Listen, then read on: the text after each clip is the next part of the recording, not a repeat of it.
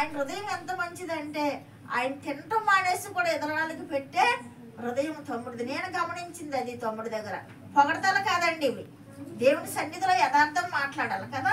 మరి ఆయన చేసినటువంటి గొప్ప కార్యాలు జ్ఞాపకం చేసుకుని మరి ఎంజోగ్రం అయింది, ఆపరేషన్ అక్కర్లు వద్దంటున్నారని మరి మనీ కూడా లిఫ్ట్ చేసేది కాదు, ఏడుస్తూ ఉండేది. మరి పింకో మున్నియో మరి ఎవరో ఒకరు నాకు నేను ఇన్ఫర్మేషన్ రమ్మానో ఇన్ఫర్మేషన్ అంతా అందుకుంటానే ఉండేదాన్ని. సరే ప్రభా నీకు వందనాలు, ఎంజోగ్రామ్లో ఏమీ లేదంటున్నారు కదా, దేవునికి స్తోత్రం అనుకున్నా. అయితే మళ్ళా ఆపరేషన్ పడింది అన్నప్పుడు నేను 3 days మరి తమ్ముడు విషయంలో నేను ప్రార్థనలో ఉన్నానండి. ఎందుకంటే మరి నా ఆత్మీయ రక్త సంబంధి కాబట్టి ప్రభా మరి బిడ్డను ముందుగా ధైర్యపరుసు, వెనకాల భార్య బిడ్డలను ధైర్యపరుసు, పరమవైద్యుడిగా వైద్యులో మీరు ఉండాలి. వారు చేసే ప్రతి మరి స్టంట్ వేయటంలో ప్రతి మందులో నీ రక్త ప్రోక్షణ ప్రోక్షించి నా తమ్ముడికి జీవమే ప్రభా, నా తమ్ముడు మళ్ళీ సాక్షిగా వాడుకోనాయనని 3 రోజులు ఉపవాసం ఉన్నానండి. మరి చాలా బలహీనుడు అయిపోయాడు. నేను చూడటానికి వచ్చినప్పుడు మరి తమ్ముడు ఎదురుగుండా నేను ఏడిస్తే మళ్ళీ బాధపడతాడని మరి అయ్యగారి దగ్గర ఏడ్చినప్పుడు ఏడవద్దు, నువ్వు ధైర్యపరచాలా, బాగుంటాడు మీ తమ్ముడు అని చెప్పారండి. ఏదేమైనా మనందరూ ప్రార్థనలు ఆలకించి తమ్ముడిని సజీవ లెక్కలో ఉంచిన యేసయ్యకి వందనాలు స్తోత్రాలు అండి. ఇక్కడ ఉన్న ప్రతి ఒక్కరూ ప్రార్థన చేసాం, నేననే కాదు అందరికీ అభిమానే తమ్ముడంటే.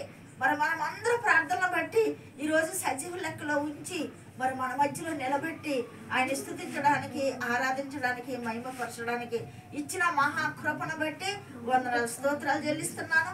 మనం నేలలో నడిచి వెళ్ళినప్పుడు మరి యెషయా గ్రంథంలో ఉంది, మనం నేలలో నడిచి వెళ్ళినప్పుడు దేవుడు మనలను మునిగిపోయినవాడు, అగ్నిలో నడిచినప్పుడు మనలను కాలిపోయినవాడు.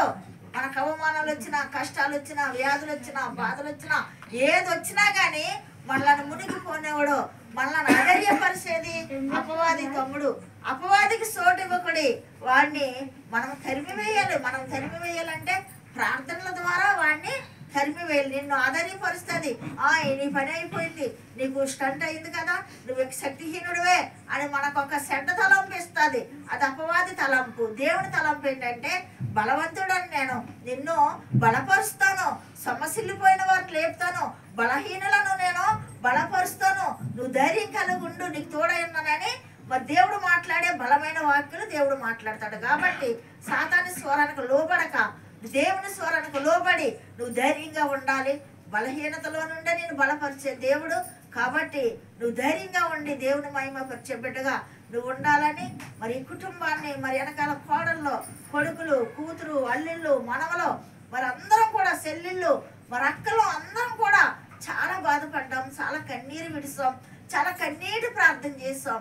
మరి మనందరం ప్రార్థన అలగించి ఇది నా దేవుడు గాయం చేసి తిరిగి గాయాన్ని కట్టి మన మధ్యలో నిలబెట్టాడండి. యేసయ్యకి వందనాలు. లాస్ట్గా నేను చెప్పవలసింది ఏంటంటే తమ్ముడికి ఉన్న మట్టికి తిని హ్యాపీగా ఉండాలా. దేవ నన్ను ఇంతవరకు దీవించావు, పిల్ల పాపలతోటి ప్రభా ఎవరికి లేని భాగ్యాన్ని నాకు ఇచ్చావు. భాగ్యం అంటే రక్షణ భాగ్యం నాకు ఇచ్చావు, నన్ను రక్షించుకున్నావు. నేను జీవించిన కాలం అంతా నీ సాక్షిగా నేను జీవిస్తానని ఈ నూతన సంవత్సరంలో నువ్వు ఒడంబడిక చేసుకుని నువ్వు ధైర్యంగా, సంతోషంగా, సమాధానముగా ఉండాలని ఈ అక్క నేను కోరుకుంటుంది. ఆ రీతిగా జీవింపజేయాలని దేవుని కూడా మేము ప్రార్థిస్తున్నాం. ఈ సాక్ష్యం దేవుడు దీవించుగాక.